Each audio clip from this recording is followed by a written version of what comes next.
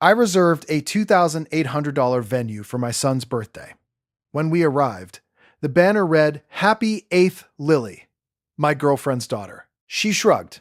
"He can have it next year." She really wanted this one. My son whispered, "It's okay, Dad." I walked out without a word and canceled every future payment. By midnight, the entire group chat exploded. My name is Alan. I'm a graphic designer, and I spent $2,800 on my son's birthday because I wanted to give him one perfect day. Just one. After the divorce, I had promised myself that no matter how messy life got, no matter how tired I was, no matter how many deadlines piled up on my laptop at 2 in the morning, my son would always know one thing for certain. He came first. That was why I booked the venue. That was why I spent hours designing custom invitations after work, making little science-themed graphics with beakers, rockets, and cartoon explosions. Because my son, Noah, had gone through a phase where he wanted to be an inventor who makes volcanoes and robots. That was why I paid extra for the private event package, the themed dessert table, the party host, the games, the decorations, all of it. I wanted him to walk into that room and feel like the entire world had been built just for him. For one afternoon, I wanted him to feel celebrated. Instead, the second we walked through the doors, I saw a giant banner hanging over the dessert table. Pink and gold, covered in glitter. And in giant letters, it said, "Happy 8th, Lily." I stopped so suddenly that Noah nearly bumped into my side. The room was already full. Kids were laughing. Balloons floated in pink clusters from the ceiling.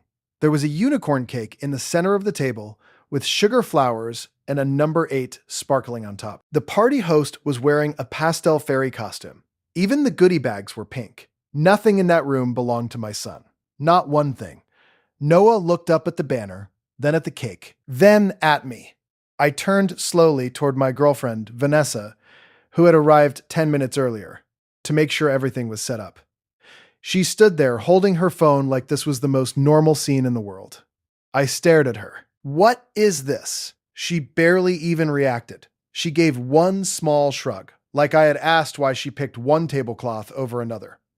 Lily really wanted this one. I actually thought I had misheard her. "What?" Vanessa sighed, as if I were the one being difficult. "She's been talking about this party for weeks," she said. "And honestly, she was so excited. Your son can have his next year. He's still young. He won't care as much." I just looked at her. She kept going. "I didn't think you'd make such a big deal out of it." That was the moment my chest went cold. Not hot, not explosive. Cold. Because when someone says something that cruel, that casually, it means they've already justified it to themselves 100 times. And then Noah tugged gently at my sleeve. I looked down. He gave me a tiny, brave smile, the kind children wear when they're trying to make pain easier for the adults around them. "It's okay, Dad," he whispered. That almost broke me right there.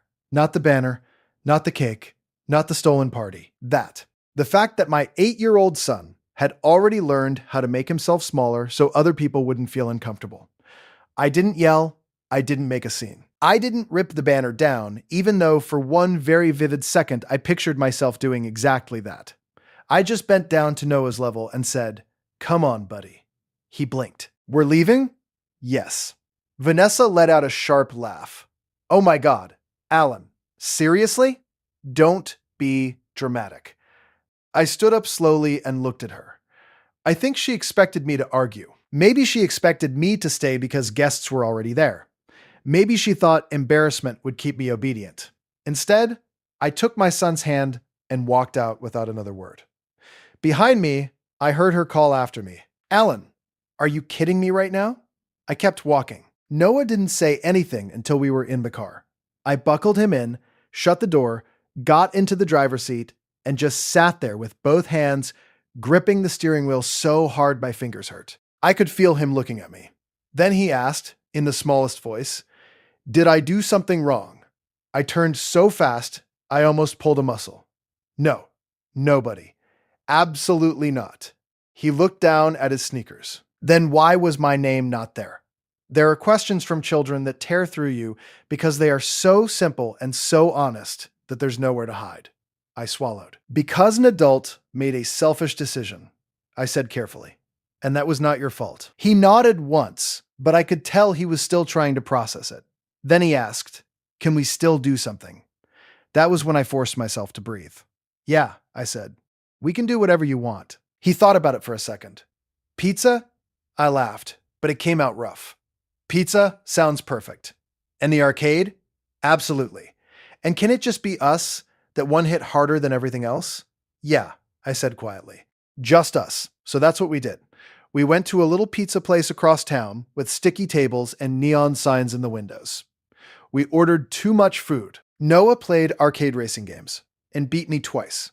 I let him pick the music in the car. Later, we got milkshakes and sat in the parking lot while he told me, in very serious detail, how he would design his own invention lab someday, and how maybe next year he didn't want a big party anyway, unless it was actually mine. That sentence lodged itself in my chest like glass. Unless it was actually mine. Kids notice everything.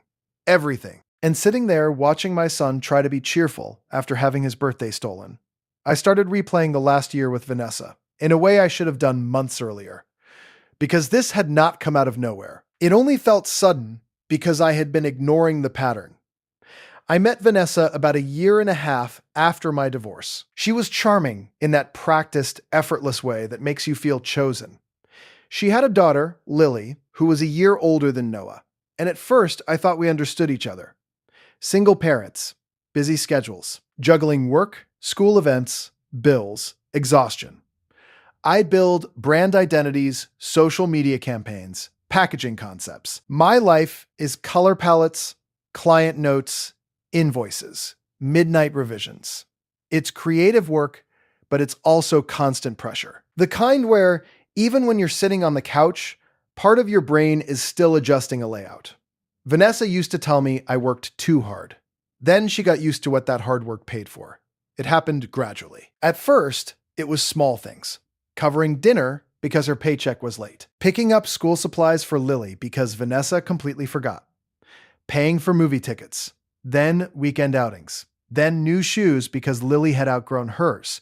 And it would be cruel to make her wait. Then there were the phrases. "You're better with money than I am. You know how hard it is doing this alone. You're so generous."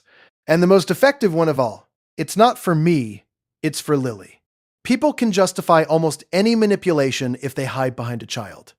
I never minded helping. What I minded, though I didn't admit it at first, was that help slowly became expectation. And expectation turned into entitlement. No one noticed it before I did. If I brought both kids a treat, Lily chose first. If we planned an outing, it got adjusted around Lily's preferences. If Noah got excited about something, Vanessa would smile politely and then redirect the attention. If Lily wanted something Noah had, Vanessa's answer was always some version of, "Come on, be nice, let her have it." Once, I bought Noah a limited edition robot set he'd been saving up for with core money. He was ecstatic. Lily saw it, pouted, and within 10 minutes, Vanessa was saying, "Maybe they can share." Share. That word became a weapon in our house. Share your snacks, share your time, share your dad, share your birthday, apparently. Whenever I pushed back, Vanessa had a way of making me feel cruel for doing it. "She's just a little girl. You're treating them differently. If we're going to be a family, you need to think bigger than just your son." That last line should have stopped me cold the first time I heard it. Because my son was not some narrow concern I needed to grow beyond. He was my responsibility, my priority. And somewhere along the line, Vanessa had started acting like that was a flaw. About 3 months before the party, I had my first real warning that something deeper was wrong. I was in the home office finishing a branding mock-up for a restaurant client when I overheard Vanessa talking on speakerphone in the kitchen. She didn't know I was home early. I wasn't trying to listen, but her voice carried. "I'm telling you," she said laughing, "Alan will pay for it. He always does." A pause. Then she said, "No, he doesn't like being pushed directly. You just have to make it sound like it's for the kids." I remember freezing with my hands still on the mouse. Then came the line I couldn't forget. "He loves acting like some kind of hero. Honestly, it makes it easy."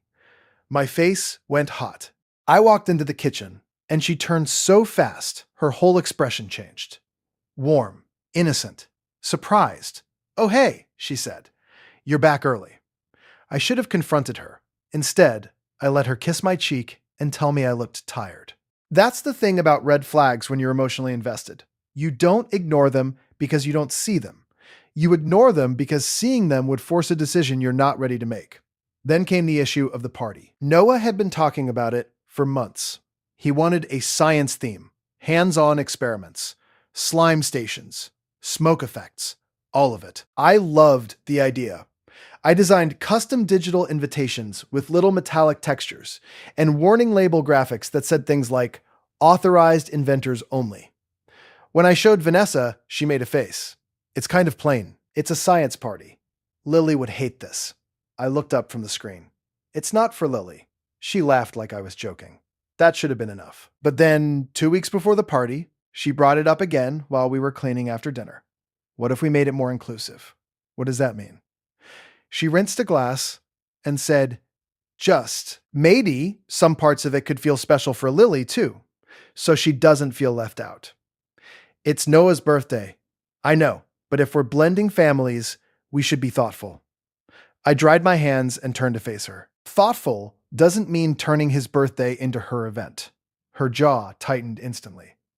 "You always make everything sound so harsh. And you keep acting like my son has to give things up so your daughter can feel centered." That started an argument that lasted nearly an hour. In the end, she cried. Not because she was hurt. I know that now, because tears had always worked. She said I didn't understand what it was like for Lily to feel insecure. She said I was creating division. She said she was only trying to make both children feel loved. And because I was tired, because I hated conflict, because I wanted peace more than clarity, I let it go. What I didn't know then was that while I was letting it go, she was making calls behind my back. I found that out later, after the pizza place, after the arcade, after I drove Noah home, tucked him into bed, and sat on the edge of his mattress until he fell asleep with dried salt still faintly visible on one cheek. Only then did I finally check my phone. I had 37 unread messages, 12 missed calls, and one group chat, Vanessa's family chat, where I had been added months earlier, was in absolute chaos. Vanessa, unbelievable. Vanessa's sister, Alan, how could you embarrass Lily like that? Vanessa's mom, you abandoned a room full of children. Vanessa, you ruined her birthday and traumatized both kids. Hope you're happy. I stared at the screen. Her birthday, not the party, not a misunderstanding. Her birthday. She wasn't even hiding it anymore. Then more messages came in. Vanessa's aunt. You should have discussed this privately instead of making a scene. Vanessa's brother. Real men don't punish children because they're upset with their partner. That one actually made me laugh out loud. A short, humorless sound in my dark kitchen. Because that was the trick, wasn't it? Take the thing that had been done to my child and rewrite the story until I became the villain for reacting to it. Classic. Vanessa finally called again. This time I answered. "What?" I said. "There was no greeting. You need to send the rest of the payment tonight." I blinked once. "What?" "The venue balance," she snapped. "And the entertainer fee. And the custom cake charge because obviously it went to waste after your little stunt."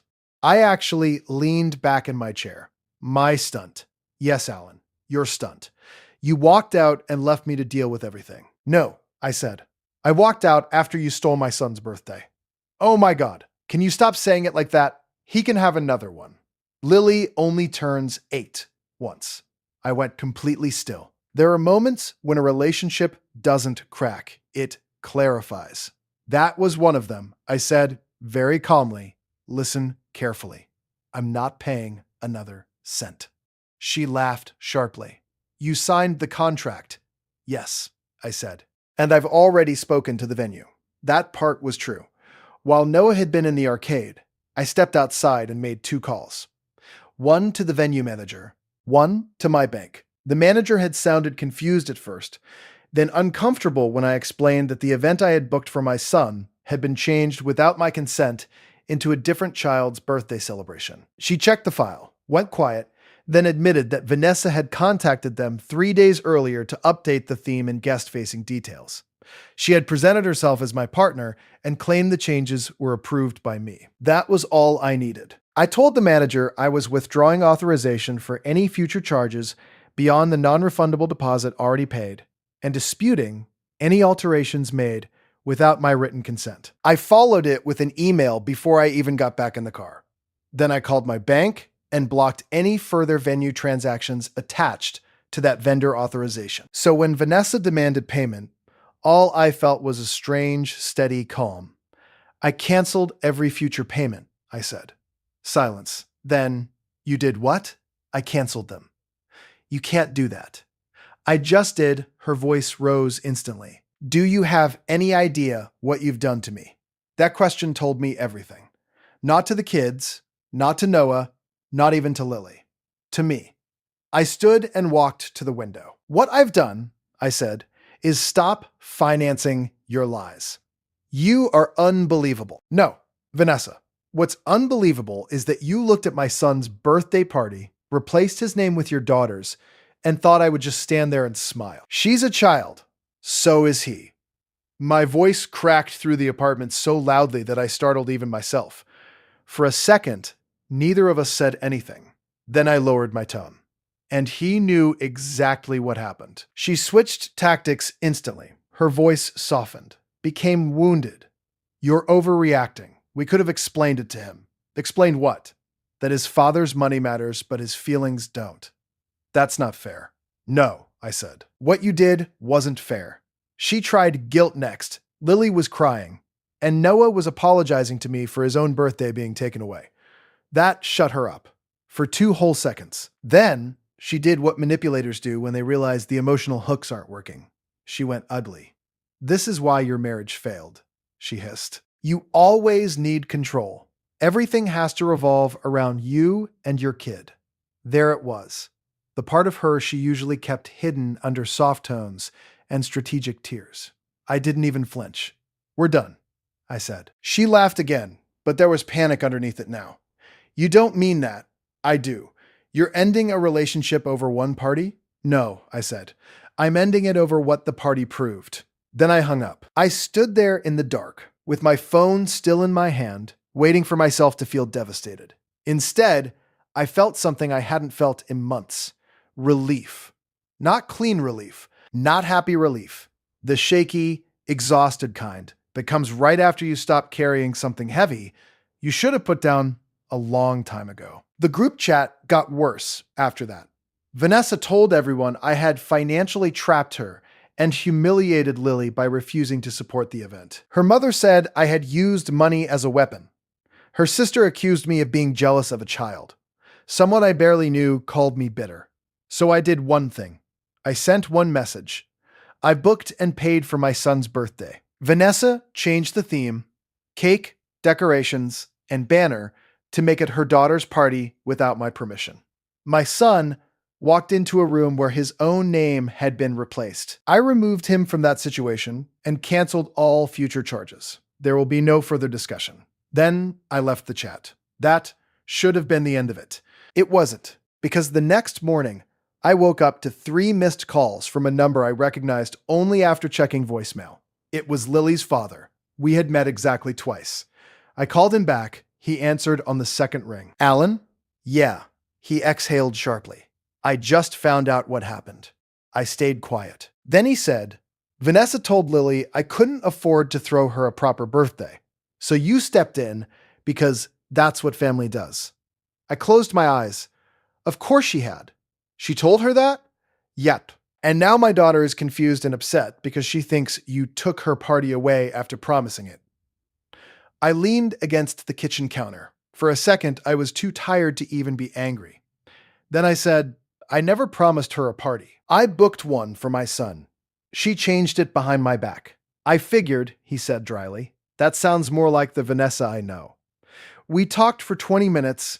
By the end of it, I had learned 2 useful things. First, Vanessa had been telling different versions of the story to different people for years, always reshaping facts depending on who she needed sympathy or money from. Second, Lily's father was not absent at all, not in the way Vanessa had described. He was inconsistent, yes. Flawed, yes.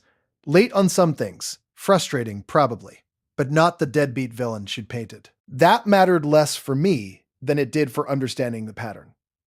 Vanessa didn't just manipulate situations. She curated realities. That afternoon, she showed up at my apartment. I didn't let her in. She stood in the hallway with her arms folded, face puffy from crying, though I couldn't tell how much of it was real. "You owe me a conversation." "No," I said. "I really don't." She looked past me, probably checking if Noah was home. He wasn't, thank God. He was with his mom for the afternoon. "Can we not do this out here?"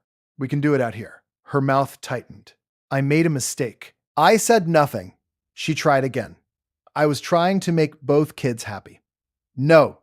You were trying to make one child the center of an event that wasn't hers. You're twisting it." "No, Vanessa, I'm finally seeing it clearly." For a second, something hard flashed across her face. Then she switched back to injured softness. "You know how much pressure I'm under. That doesn't give you the right to hurt my son." I didn't hurt him.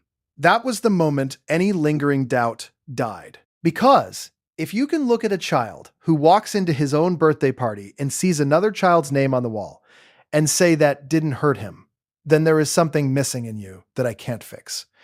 I kept my voice flat. "Yes, you did."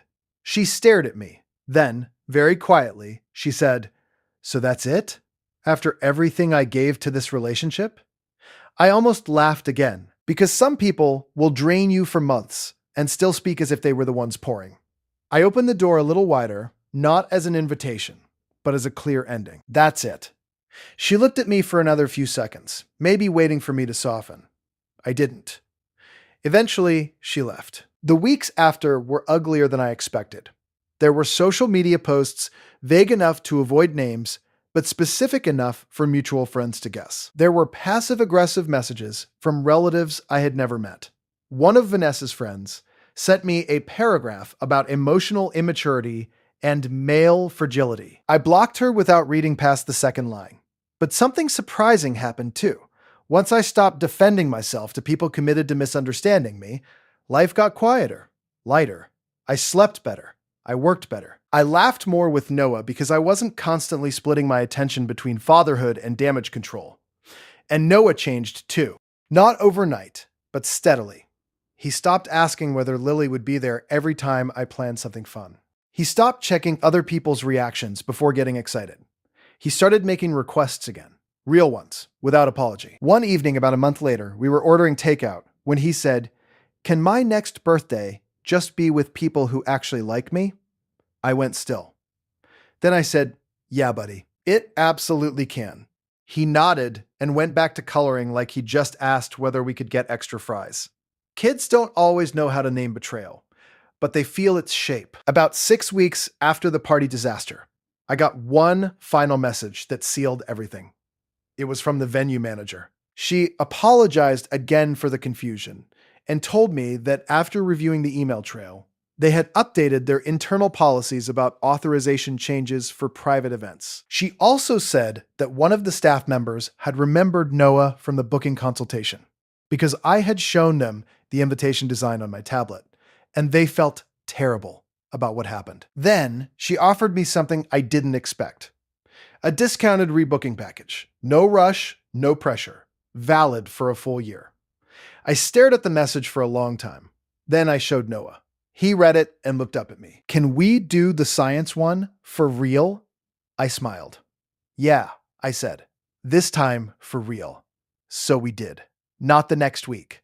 Not as a rushed replacement. A little later, when it no longer felt like patching a wound and started to feel like building something new, we booked a smaller venue. Better, actually. More hands-on. Less fancy. More him. This time, when he walked in, there was a giant banner over the table. Blue and silver. And in bold letters, it said, "Welcome, Inventor Noah." He stood there staring at it with that open, stunned smile children get when joy arrives without conditions. Then he turned to me and threw both arms around my waist. "This one is actually mine," he said. I put my hand on the back of his head and closed my eyes for a second. Yeah, I told him.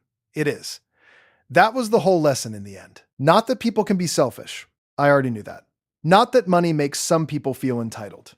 I knew that too. It was this. The moment your child starts shrinking themselves to make room for someone else's selfishness, your job is not to keep the peace. Your job is to draw the line. I should have done it earlier. I should have noticed faster. I should have trusted that uneasy feeling the first time Vanessa treated my son like an accessory in his own life. But I did do it. When it mattered most, I took my son's hand and walked out. And I don't regret that for a second. Because I'm not raising a boy to believe love means being overlooked. I'm not teaching him that generosity means surrender. And I will never again bankroll anyone who mistakes my kindness for permission. My name is Alan. I'm a graphic designer. I know how to build beautiful things from nothing. And after that night, I finally understood that includes a life where my son never has to whisper, "It's okay," when it clearly isn't.